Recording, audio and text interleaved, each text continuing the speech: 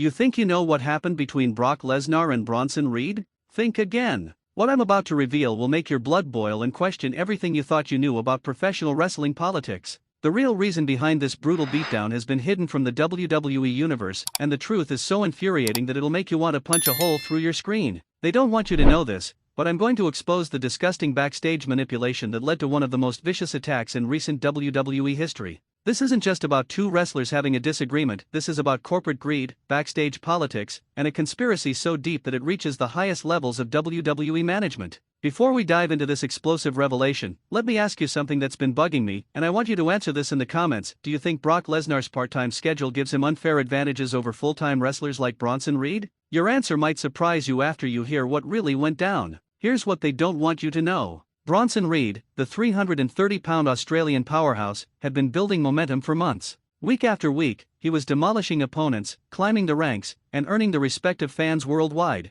But there was one person who couldn't stand watching Reed's meteoric rise, and it wasn't who you think. The seeds of this destruction were planted 3 months ago during a backstage meeting that was supposed to be confidential. Sources close to the situation, and I mean really close, told me that Triple H had big plans for Bronson Reed. We're talking main event status, championship opportunities, the whole package. Reed was being positioned as the next monster heel who could carry storylines for years to come. But here's where it gets disgusting. Paul Heyman, Lesnar's longtime advocate, caught wind of these plans. Now, you'd think Heyman would be focused on Roman Reigns or other current storylines, right? Wrong. Heyman saw Reed's push as a direct threat to Lesnar's legacy and future earning potential. Think about it, if Reed becomes the new dominant monster, where does that leave the Beast Incarnate? What happened next will make your skin crawl. Heyman allegedly went directly to certain board members, people with serious financial stakes in keeping Lesnar happy and available for future appearances. These conversations happened behind Triple H's back, undermining the creative direction that was supposed to elevate Reed to superstar status. The manipulation was masterful and absolutely ruthless. Heyman painted a picture where Reed's push would devalue Lesnar's brand, potentially costing the company millions in future Lesnar appearances and merchandise sales. He used financial projections, market analysis, and psychological warfare to convince decision-makers that Reed needed to be repositioned. Tell me in the comments, have you noticed how WWE sometimes sabotages their own rising stars to protect established names? Because what they did to Reed is a perfect example of this toxic pattern. But Reed isn't stupid. This guy has been in the business long enough to recognize when he's being played. Sources tell me that Reed discovered these behind-the-scenes maneuvers about 6 weeks before the beatdown occurred. Imagine finding out that your career trajectory is being deliberately sabotaged by people you trusted. Reed's response was genius, but it also sealed his fate. Instead of going public or causing drama, he decided to work harder. He started training with even more intensity, cutting better promos, and delivering increasingly impressive performances. His goal was to make his value so undeniable that no amount of backstage politics could derail his momentum. This is where the story gets really twisted. Reed's improved performances actually made the situation worse for him. Every great match, every powerful promo, every crowd reaction proved that Triple H's original plans were right. Reed was ready for the main event, and everybody could see it, including those who wanted him stopped. The tipping point came during a creative meeting where Reed was supposed to be informed about his upcoming storyline. Instead of receiving the championship program he'd been promised, he was told about a character adjustment that would involve him being temporarily repositioned to help establish other talent. The corporate speak was thick, but the message was crystal clear: you're being buried, and there's nothing you can do about it. Here's the part that will make you furious. Reed asked direct questions about why his trajectory was changing. He wanted to understand the creative reasoning behind these decisions. The response he received was basically, "It's what's best for business," without any real explanation or consideration for his career development. Quick question for the comments: how would you react if years of hard work were about to be flushed down the drain because of backstage politics? Let me know, because Reed's next move was legendary. Reed made a decision that took massive courage. He requested a private meeting with Lesnar himself. Not Heyman, not management, but the Beast Incarnate directly. Reed figured if he could speak man-to-man with Lesnar, maybe they could work something out that benefited both of them without destroying his career prospects. The meeting happened at a hotel bar after a house show in Cleveland. Reed approached it professionally, explaining his situation and asking if there was a way to coexist without the backstage warfare. He even suggested storylines where they could both look strong, potentially setting up a future program that would benefit everyone involved. Lesnar's response was shocking. According to witnesses, Lesnar was actually respectful and seemed genuinely unaware of the extent of Heyman's behind-the-scenes maneuvering. Lesnar apparently told Reed that he had no personal issue with him and that the business was big enough for multiple monsters. For a moment, it seemed like sanity might prevail. But here's where everything went horribly wrong. Word of this private meeting got back to Heyman within hours. Sources say Heyman was absolutely livid that Reed had gone around him to speak directly with Lesnar. In Heyman's mind, this was a betrayal of protocol and a direct challenge to his authority as Lesnar's advocate. What Heyman did next was pure evil. He went back to Lesnar with a completely different version of events. According to Heyman's account, Reed hadn't been respectful or professional, he'd been threatening. Heyman claimed that Reed had implied he could replace Lesnar and had been disrespectful about Lesnar's part-time status and age. The manipulation was brilliant in its cruelty. Heyman knew exactly which buttons to push with Lesnar. He framed Reed's reasonable conversation as an insult to Lesnar's legacy and a challenge to his position in the company. He made it personal when it had never been personal to begin with. Lesnar, who had been reasonable during the actual conversation, was now seeing red. The idea that some young punk was disrespecting his legacy and threatening his position triggered every competitive instinct in the Beast Incarnate's body.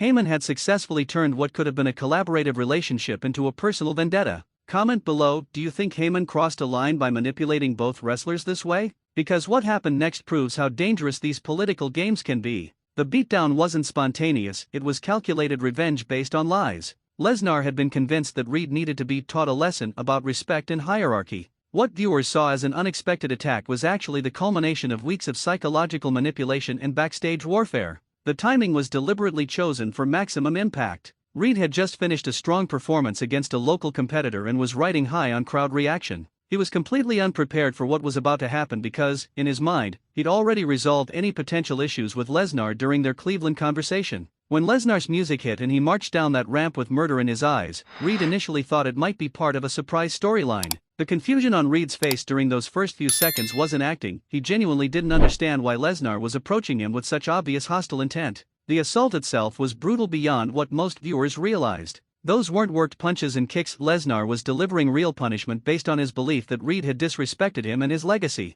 Every German suplex, every knee strike, every moment of that beatdown carried legitimate anger and frustration. Reed, to his credit, never broke character or tried to expose what was really happening. Even while being legitimately brutalized, he protected the business and maintained kayfabe. That level of professionalism in the face of such unfair treatment shows the kind of character that should have been celebrated, not destroyed. The most infuriating part? Management knew exactly what was happening and let it continue because it served their purposes. Reed's burial was now complete, accomplished through violence rather than creative booking. They got their desired outcome while maintaining plausible deniability about their role in the whole mess. Here's a question that's been eating at me, and I want your honest thoughts in the comments. Should wrestlers have better protection against these kinds of political manipulations? Or is this just part of the business that everyone needs to accept? The aftermath was even more disgusting than the attack itself. Reed was quietly moved to different storylines, his momentum completely killed, and his character permanently damaged. Meanwhile, Lesnar was praised for his intensity and commitment to his character. The narrative became about Lesnar making a statement rather than about the destruction of a rising star's career.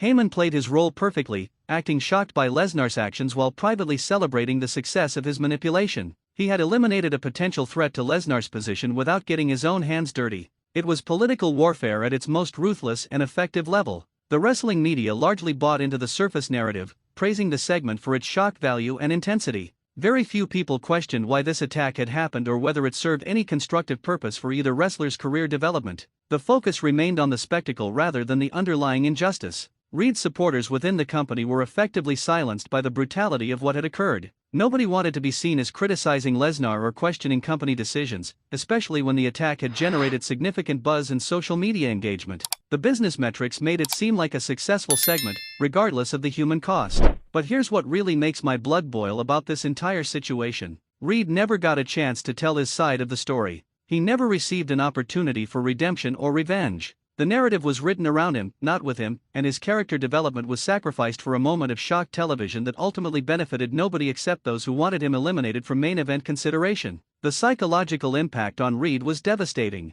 Imagine working for years to reach a certain level, only to have it stripped away through manipulation and violence that you couldn't prevent or respond to effectively. The helplessness and frustration must have been overwhelming for someone who had dedicated his life to the business. Let me ask you something that might be uncomfortable to think about. How many other rising stars have had their careers derailed by similar backstage politics that we never hear about? Drop your theories in the comments because this pattern is way more common than WWE wants us to believe. The long-term consequences of this incident extend far beyond Reed's individual career. Other wrestlers on the roster took note of what happened and adjusted their behavior accordingly. The message was clear: challenge the established hierarchy at your own risk, regardless of your talent or potential value to the company. This creates a toxic environment where innovation and natural character development are stifled in favor of maintaining existing power structures. Young wrestlers become afraid to show too much personality or ambition because they've seen what can happen when you're perceived as a threat to established stars. The most tragic aspect of this whole mess is that it was completely unnecessary. There was no legitimate reason why Reed and Lesnar couldn't have coexisted successfully. The wrestling world is big enough for multiple dominant monsters, and their different styles and presentations could have complemented rather than competed with each other. Instead of collaboration and mutual elevation, we got destruction and waste. Reed's potential contributions to memorable storylines and matches were eliminated not through fair competition or creative differences, but through manipulation and orchestrated violence. The fans were robbed of what could have been incredible programming. The incident also revealed the dangerous power that certain advocates and managers hold within WWE's political structure. When someone like Heyman can single-handedly derail a wrestler's career through manipulation and lies, it exposes serious flaws in how creative decisions are made and implemented within the company. Here's my final question for you, and I really want to hear your thoughts. Do you think the wrestling business will ever evolve beyond these kinds of political games? Or are they just an inherent part of the entertainment industry that can never be eliminated? Your perspective could really influence how we view these situations moving forward. The Brock Lesnar vs. Bronson Reed situation represents everything that's wrong with modern wrestling politics. It shows how talent and hard work can be undermined by backstage manipulation, how established stars can be weaponized against rising competitors, and how management can prioritize short-term shock value over long-term character development. Reed deserved better. The fans deserved better. The business itself deserved better than this orchestrated destruction of potential greatness. But this is the reality of professional wrestling, a world where your worst enemy might not be your opponent in the ring, but the people whispering poison in the ears of those with the power to destroy your dreams. The truth behind this beatdown isn't just about two wrestlers having a conflict. It's about systemic problems within the wrestling industry that continue to waste talent and disappoint fans who invest emotionally in these characters and storylines. Until these issues are addressed honestly and directly, we'll continue to see promising careers destroyed by politics rather than elevated by merit. What happened to Bronson Reed should serve as a wake-up call for everyone involved in professional wrestling. The cost of these political games isn't just measured in individual careers, it's measured in the overall quality and integrity of the entertainment product that millions of fans worldwide support with their time, money, and emotional investment. The Beast didn't just lay waste to Bronson Reed that night. The beast of backstage politics and manipulation laid waste to everything that's supposed to be great about professional wrestling: merit-based advancement, fair competition, and the celebration of incredible athletic and entertainment talent regardless of political connections or established hierarchies. Remember to smash the like button if this opened your eyes to what really goes on behind the scenes, subscribe for more insider revelations that they don't want you to know, and drop your thoughts in the comments about whether wrestling can ever escape these toxic political cycles. The truth needs to be heard, and your voice matters in demanding better from the entertainment we all love.